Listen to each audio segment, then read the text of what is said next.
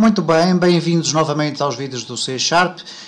Temos estado a ver então o que é hereditariedade, classes base e classes derivadas, e eu queria, antes de continuar, chamar a atenção para um aspecto fundamental que já foi sublinhado em diversos vídeos, e que é o facto de que muitas destas aplicações que nós temos visto ao longo destes vídeos só fazem sentido realmente quando nós estamos a desenvolver um determinado projeto, e elas muitas das vezes só se encontram justificação para serem implementadas quando os problemas de código nos surgem.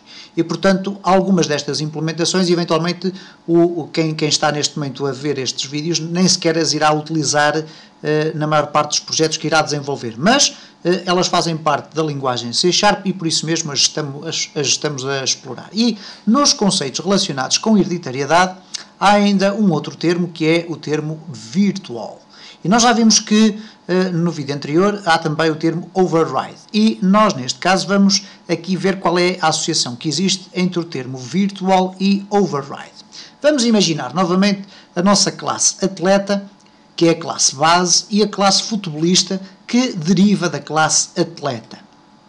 Ora, eu posso implementar aqui métodos e propriedades, mas neste caso vou dar o exemplo apenas com um método, e é um método virtual. Eu vou escrever mesmo virtual e depois public void apresentar mensagem. Vou continuar a utilizar a mesma metodologia. Neste caso eu vou fazer a implementação do meu método, que será messagebox.show. Esta é a classe base. Ok? Ora bom, o que é que acontece com os métodos que são definidos com o termo virtual? Isto vai permitir dizer que todas as classes que derivam da classe base podem fazer um override deste método. Isto é, reparem o que é que acontece se eu quiser aqui criar um override, neste caso public override, isto é, sobrepor, void, e agora reparem o que é que acontece.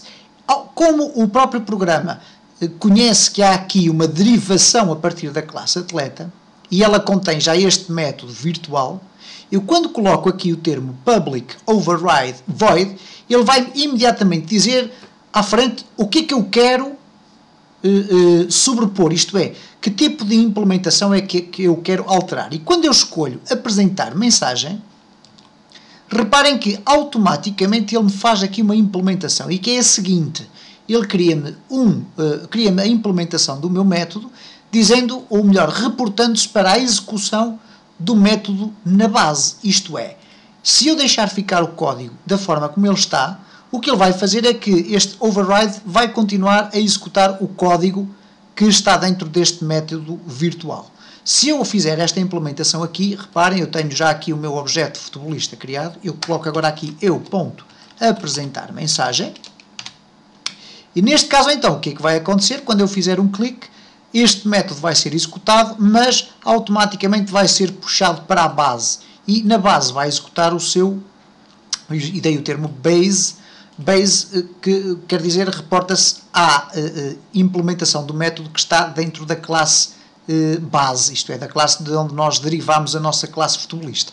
E então, se eu agora executar este código, reparem o que acontece, esta é a classe base, uma vez que está a ser chamado o método, ou implementação do método na classe base.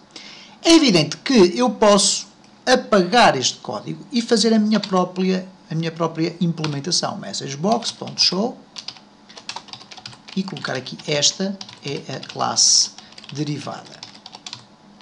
Ok? E, evidentemente, o que vai acontecer é que, a partir deste momento, a classe virtual foi ultrapassada através do método override, e, portanto, tudo aquilo que eu implementei aqui na classe base vai ser substituído pela nova implementação que tem na classe derivada. Ora, eu vou então executar, e reparem que agora já aparece a mensagem, esta é a classe derivada.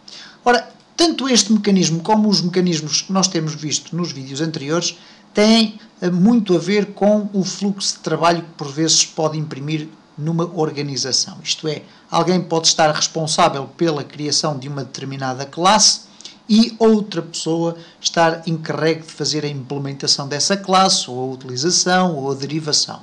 E é mais nesse contexto que muitas das vezes é utilizado este tipo de mecanismos de hereditariedade e de construção de classes abstratas, classes com métodos virtuais e assim sucessivamente.